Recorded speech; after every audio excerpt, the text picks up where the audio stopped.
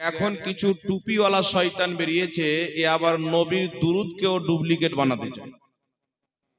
এই জন্য বিরাদর ইসলাম সর্বপ্রথম একটি কথা বলে দিই, যেই দুরুদ শরীফ আমরা পাঠ করি সুর করে সবাই মিলে, এই দুরুদ শরীফ এবং আমরা কখনো কখনো দাঁড়িয়ে যে নবীর প্রতি সালাতু সালাম পাঠ করি, ইয়া নবী সালামুন আলাইকা বলে, যদি সারা পৃথিবীর মাটিতে কোনো ব্যক্তির খুঁজলি থাকে এইগুলো দুরুদ নিয়ে, তো সারা বিশ্বের মৌলবি যারা এইগুলো দুরুদের বিরোধিতা করে তারা সবাই একদিকে, আর বেরেলির ইমাম আহমদ রাজার নগণ্য গোলাম আমার মতন একটা জাহাঙ্গীর একদিকে বসে যাক, মসলা ক্লিয়ার হয়ে যাবে, কিয়ামত আসা সম্ভব, এইগুলো দুরুদকে অবৈধ প্রমাণ করা সম্ভব হবে না।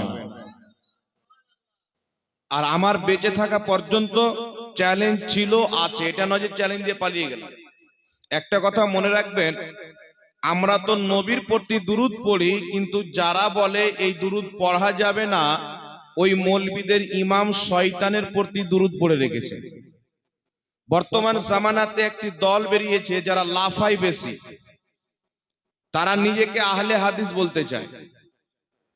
উনারা বলে আমরা কোরআন এবং সহি হাদিস মেনে চলি, কিন্তু বাস্তবে তারা কোরআন পাককেও মানে না, সহি হাদিসকেও মানে না। কোরআন যদি মানে তো এমন ব্যাখ্যা করে যে ব্যাখ্যা 1450 বছরে কেউ করেনি, নতুন ব্যাখ্যা। হাদিস যদি মানে তো সহি হাদিসকে জাল বানিয়ে, জাল হাদিসকে জবরদস্তি সহি বানিয়ে।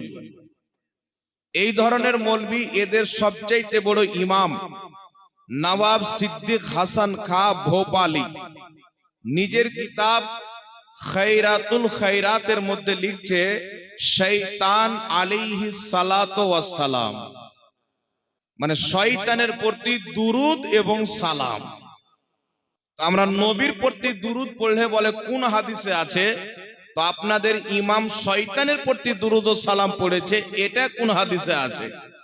তো আমাদের দুরুদকে যদি অবৈধ প্রমাণ করতে আসো, তো শয়তানের দুরুদের হাদিসটা নিয়ে আসতে হবে, না কি বলেন? এটা মুকদ্দারের ব্যাপার, কিসমতের ব্যাপার, যে কেউ শয়তানের প্রতি দুরুদ পড়ছেন আর কেউ রাসূলে পাকের প্রতি দুরুদ পড়ছেন। আল্লাহ আমাদেরকে আহলে সুন্নাত ওয়াল জামাত বানিয়েছেন, আমরা আমাদের নবীর প্রতি দুরুদ পড়ি। আহলে সুন্নাত ওয়াল জামাত যদি বাঙালে বসবাস করে, বাংলাতে নবীর প্রতি দুরুদ পড়ে, যদি ইংল্যান্ডে বসবাস করে, ইংরেজিতে নবীর প্রতি দুরুদ পড়ে, যদি আরবে বসবাস করে, আরবিতে নবীর প্রতি দুরুদ পড়ে, যদি চাইনাতে বসবাস করে, চাইনিজ ভাষাতে নবীর প্রতি দুরুদ পড়ে। সারা পৃথিবী